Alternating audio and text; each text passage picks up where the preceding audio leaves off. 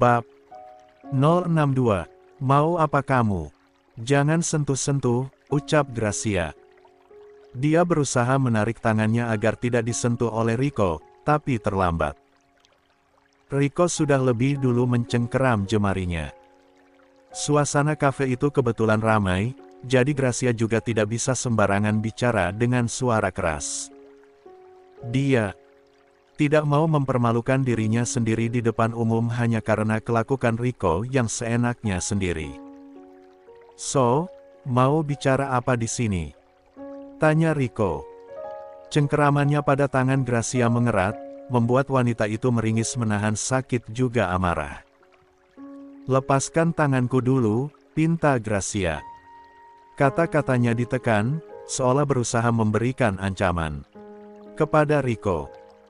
Sayangnya, meskipun Gracia sudah memasang ekspresi sok sangar sekalipun, itu tidak akan berpengaruh kepada Rico. Kenapa? Bukankah pasangan seharusnya memang berpegangan tangan? Goda Rico. "Lepaskan."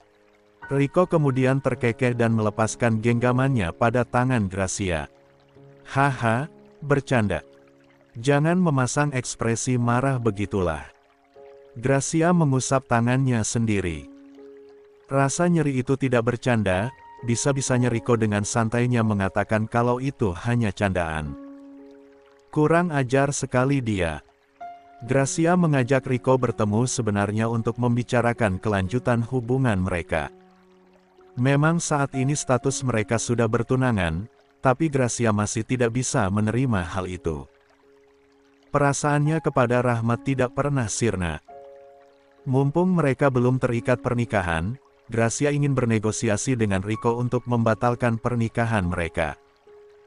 Sekarang setelah berbicara sekilas dengan Rico, juga menilai perlakuan sesuka hati pria itu, Gracia malah semakin yakin untuk membatalkan pernikahan mereka. "Ayo batalkan pernikahan kita," ucap Gracia langsung pada intinya. Rico yang sejak tadi memasang ekspresi santai mendadak ganti serius. "Hah? Kamu bilang apa barusan? Aku tahu kamu nggak tuli."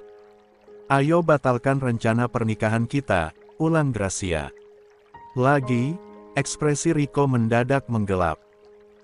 Entah ini hanya perasaan Gracia atau bagaimana, tetapi selama beberapa waktu terakhir dia berinteraksi dengan Rico, ada kalanya ekspresi pria itu berubah mengerikan saat ada sesuatu yang tidak dia sukai. Tatapan matanya aneh. Gracia bingung sendiri bagaimana mendeskripsikannya, tapi yang jelas siapapun yang melihatnya langsung merasa merinding, pun dengan Gracia sendiri. Namun, Gracia selalu berusaha mempertahankan kontrol dirinya. Dia tidak mau tampak lemah atau ketakutan di depan Rico meski sebenarnya jantungnya sudah berdetak gila-gilaan. "Kenapa? Aku kurang kaya atau?" Gracia langsung menggeleng. "Bukan soal itu, Rico. Kamu pikir isi otakku hanya uang apa?" Rico terkekeh sinis. Bukannya memang itu yang paling dipikirkan oleh wanita. "Kurang ajar.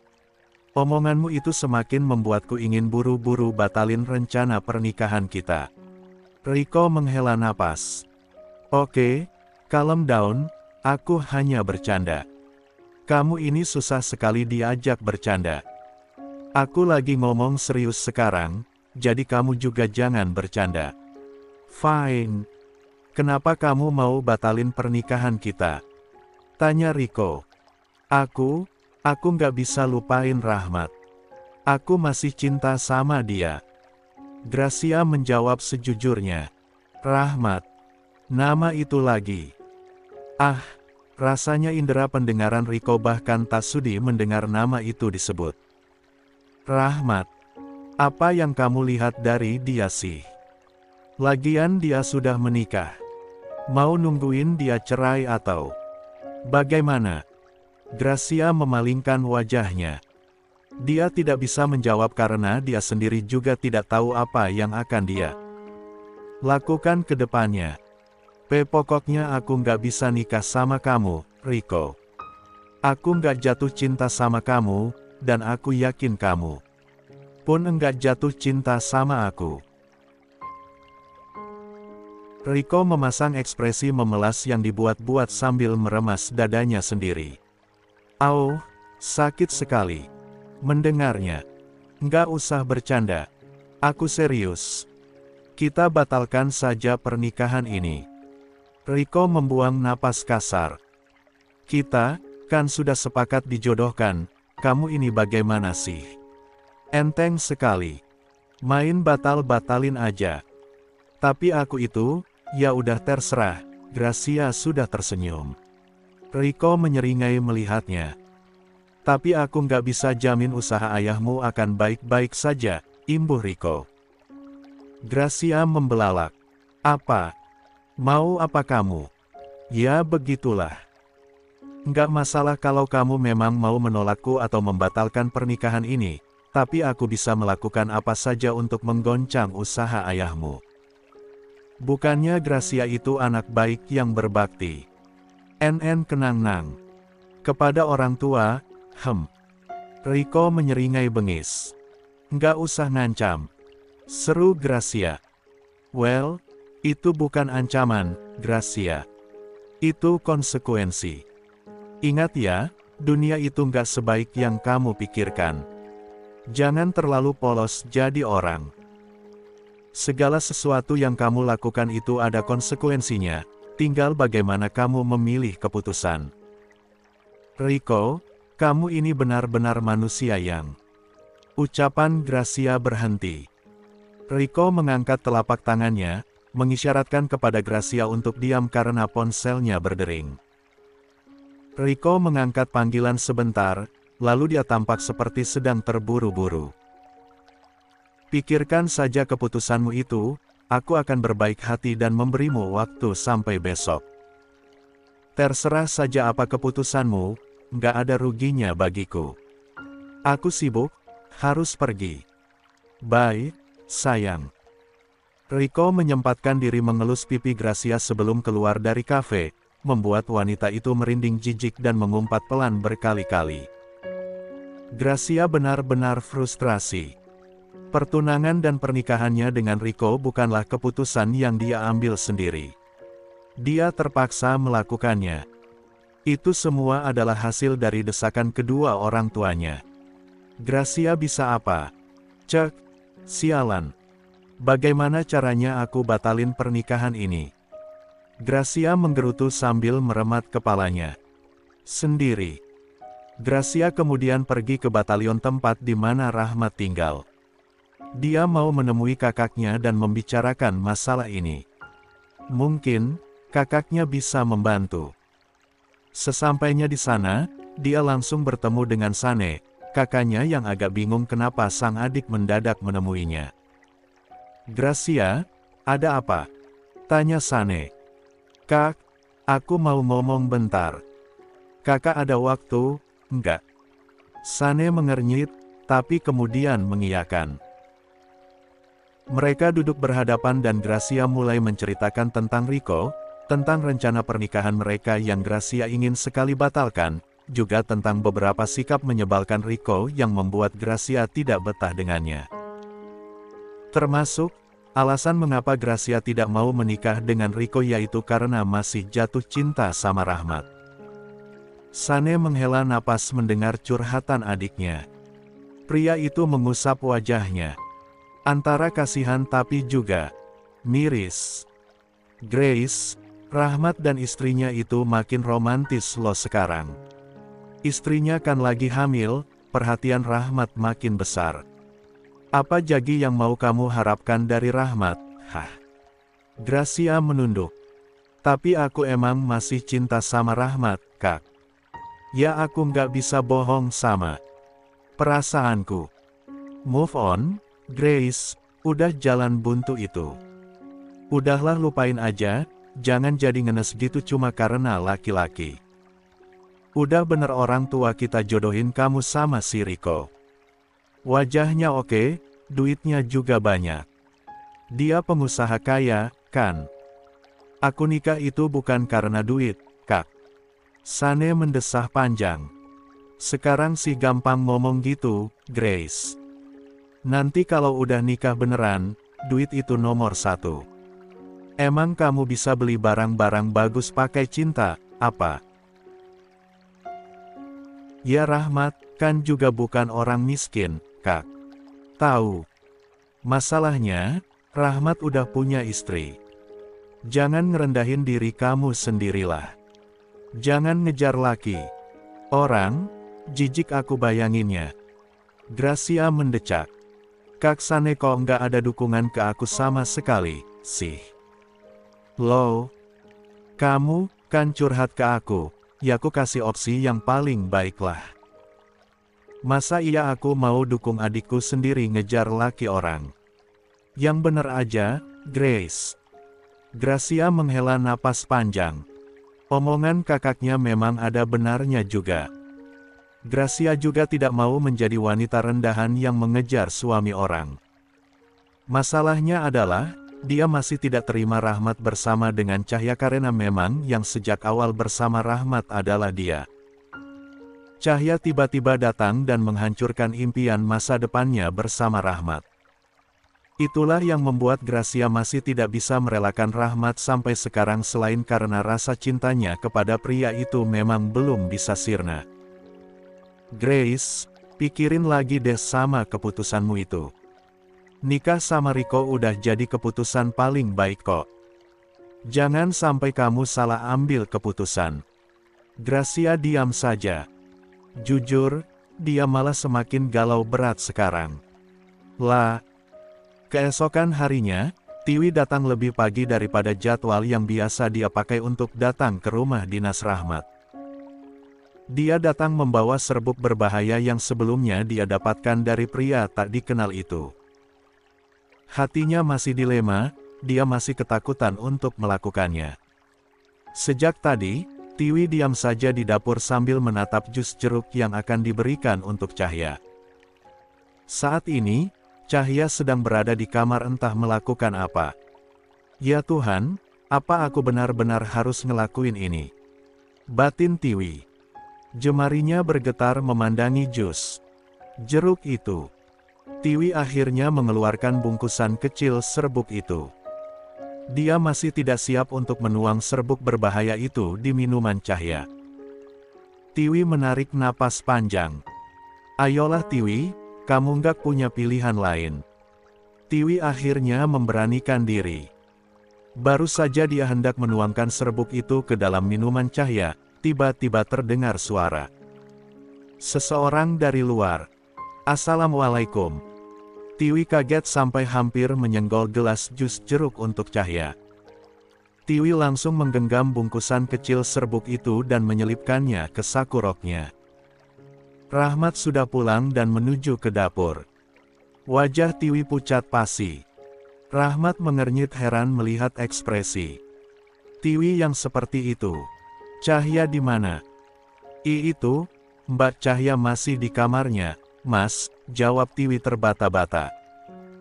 Rahmat menatap ke belakang tubuh Tiwi dan melihat gelas jas jeruk itu. Minumannya buat Cahya, kan? Tiwi mengangguk. Rahmat langsung maju dan mengambil gelas jus jeruk itu, membuat Tiwi seperti terkena serangan jantung. Tiwi belum sempat menuang bubuk berbahaya itu. Rahmat hendak berbalik dan ke kamar sambil membawa minuman itu, tapi langkahnya terhenti. Kernyitan di kening tercipta. Itu apa? Rahmat menunjuk beberapa serbuk putih yang tak sengaja tumpah sedikit di konter dapur. Tiwi membelalak. Mungkin karena dia tadi kaget makanya tidak sadar kalau ada sebagian serbuk yang jatuh. Tiwi langsung mengambil lap dan menggosoknya. Oh, maaf Mas Rahmat. Itu micin. Iya, micin. Tadi mau beresin toples bumbu dan masukin stok micin ada yang tumpah. Rahmat menatap skeptis. Merasa aneh mengapa Tiwi sampai seheboh itu hanya untuk menjawab bahwa itu tumpahan micin. Lain kali hati-hati. Kalau nggak sengaja masuk ke jus Cahya, kan rasanya jadi aneh. Tiwi langsung mengangguk cepat. Iya, maaf Mas Rahmat. Saya kan ingat. Rahmat pergi dari dapur dan menghampiri istrinya yang masih di kamar. Kaki Tiwi rasanya langsung lemas. Dia sampai berjongkok di lantai dapur saking lemasnya. Jantungnya berdetak kencang, keringat dingin menguncur deras. Dia takut sekali. Astaga, kalau sampai Mas Rahmat tahu, bisa mati aku, batin Tiwi. Rahmat keluar lagi dari kamar cahaya dan memanggil Tiwi, membuat wanita itu nyaris serangan jantung untuk yang kedua kalinya. "Ye ya, ada apa Mas Rahmat? Tolong belikan ikan mas di pasar. Saya mau makan ikan mas sekarang. Belikan agak banyak untuk stok, karena Cahya juga mau makan itu. Uangnya kamu ambil di laci ruang makan. Itu masih cukup, kan?" Tiwi langsung bergegas mencari uang itu dan menemukan beberapa lembar uang 100 ribuan. "Cukup, Mas. Ya sudah, sekalian saja kalau masih cukup belanjakan yang lain-lain." Baik. Kalau begitu saya permisi dulu." Setelah pamit, Tiwi langsung cepat-cepat pergi ke pasar. Saat sudah agak jauh dari rumah Rahmat, Tiwi baru bisa bernapas lega. Tiwi mau ke pangkalan ojek langganannya, tapi hanya tinggal beberapa langkah saja sebuah mobil hitam mewah yang familiar berhenti di sampingnya. Tiwi mau kabur, tapi tangannya langsung dicekal dengan orang-orang berpakaian serba hitam. "Haha. Lepasin Hamim." Tiwi lagi-lagi mengalami kejadian yang sama. Dia ditahan dengan kuat dan tidak bisa bergerak sama sekali. Pria yang sama waktu itu juga ada di dalam mobil. "Bagaimana? Sudah kamu lakukan?" tanya pria itu. Tiwi diam saja. Keringat dinginnya menguncur deras. Dia takut sekali. "Sudah kamu lakukan atau belum, hei? Jangan diam saja." Suara pria itu meninggi. Belum," cicit Tiwi super pelan. "Apa? Itu cuma tugas mudah dan kamu nggak bisa ngelakuinnya." Pria itu membentak. Tiwi semakin menunduk takut. Saya kayaknya nggak bisa melakukan itu. Saya nggak berani.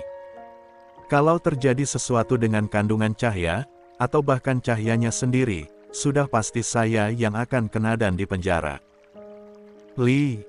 Riko mendecak kesal. "Aku nggak mau tahu, kita sudah deal waktu itu. Kamu harus tetap melakukannya." Tiwi langsung memasang wajah memelas sambil memohon-mohon. "Tolong, suruh yang lain aja.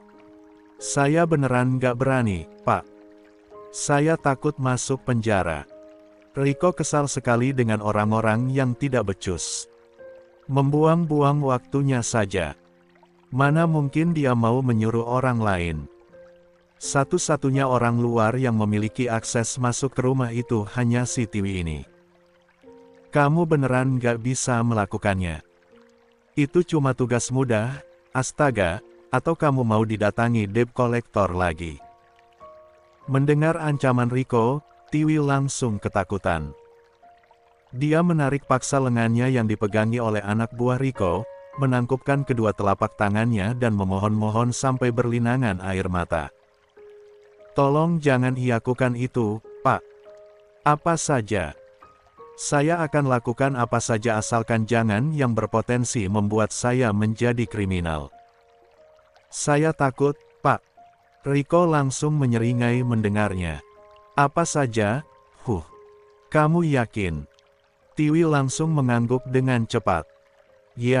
Ya, apa saja akan saya lakukan asalkan tidak ada potensi masuk penjara." "Fine, kalau begitu. Kamu hancurkan saja rumah tangga Rahmat dan istrinya itu." Tiwi mengerjep. Hancurkan rumah tangga mereka. Kenapa? Kamu mau mengelak lagi, hah?" Tiwi langsung menggeleng. Enggak. Saya bisa melakukan itu. Tapi, bagaimana caranya? Saya sudah menggoda Mas Rahmat, tapi belum berhasil. Riko mengerutkan dahinya kemudian seringainya melebar. Dia membisiki Tiwi rencana yang dia pikirkan dan Tiwi mengangguk paham. Awas kalau kamu sampai gagal lagi. Ancam Riko. Tiwi mengiyakan. Dia akhirnya diturunkan dari mobil. Tiwi segera ke pangkalan ojek untuk ke pasar membeli pesanan ikan mas dari Rahmat. Sialnya, Tiwi tidak tahu bahwa sejak dia berangkat tadi ada yang memata-matainya dari kejauhan. Itu adalah Rahmat, yang merasa aneh dengan gerak-gerik Tiwi sebelumnya. Rahmat mengepalkan telapak tangannya kuat-kuat.